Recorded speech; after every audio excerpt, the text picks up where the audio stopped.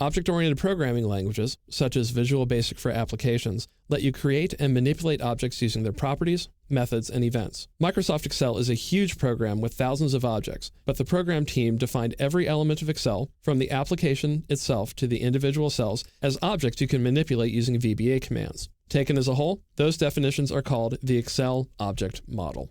It's not practical for me to show you the entire Excel object model. The authors of the book Excel 2007 VBA, Programmer's Reference, from Rocks Press, printed more or less the entire Excel 2007 object model in their book, and it took up 336 large format pages. Rather than try to work through all that material, I'll focus on a few of the most common objects and describe how they relate to elements within Excel. Let's start with the application object, which represents the Excel program itself. The application object has many properties, methods, and events, so I'll concentrate on a few examples. The application object's properties include version, which is the program's version number. Excel 2007 is Excel 12, for example. Caption, which is the text that appears on the title bar of the Excel program window. And default file path, which contains the name of the directory Excel uses when it opens files. In addition to standalone properties such as caption, the application object also has properties such as workbooks, which is a collection of all open workbooks. For example, if you have a workbook named Monthly Report and another named Sales Summary open, then the application object workbooks collection contains two workbook objects, one each for Monthly Report and Sales Summary. So, yes, a property's value can be a reference to another object or a collection of objects. The application object also has methods such as calculate, which updates all of a workbook's formulas, check spelling, which starts the spelling checker, and quit, which closes Microsoft Excel. The application object's events include sheet calculate, which detects when Excel has recalculated the results of any worksheet's formulas, new workbook, which detects when the user has created a new workbook, and a workbook before close, which runs some code after the user has elected to close the workbook, but before Excel actually closes it.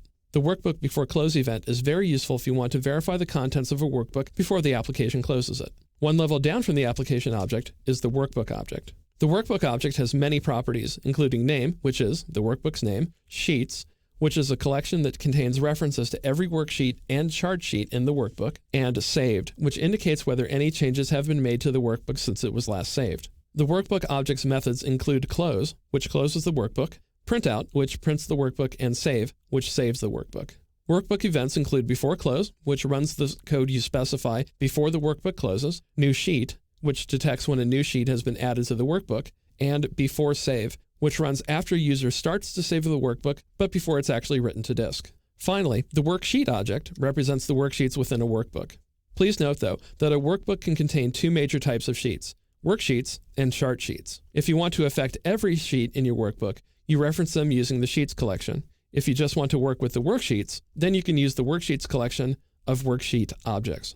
A worksheet object has properties such as name, which is the name of the worksheet, used range, which returns the addresses of the cells used within the worksheet, and visible, which indicates whether the worksheet is visible or hidden. The worksheet object's methods include activate, which makes the worksheet the active worksheet, copy, which copies the worksheet to another location, and delete, which removes the worksheet from the workbook.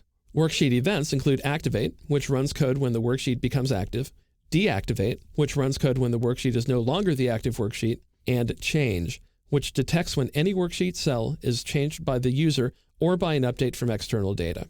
You can use VBA to manipulate Excel pretty much any way you want, but there is one important exception. That exception concerns charts in Excel 2007.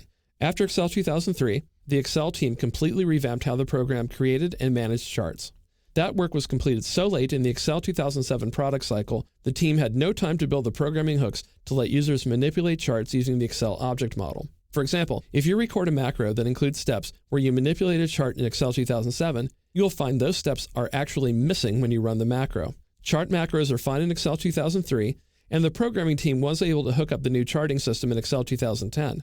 But the inability to manipulate Excel 2007 charts in VBA is a significant limitation. Even with that limitation, the Excel object model provides you with the leverage you need to make Excel perform the tasks you want.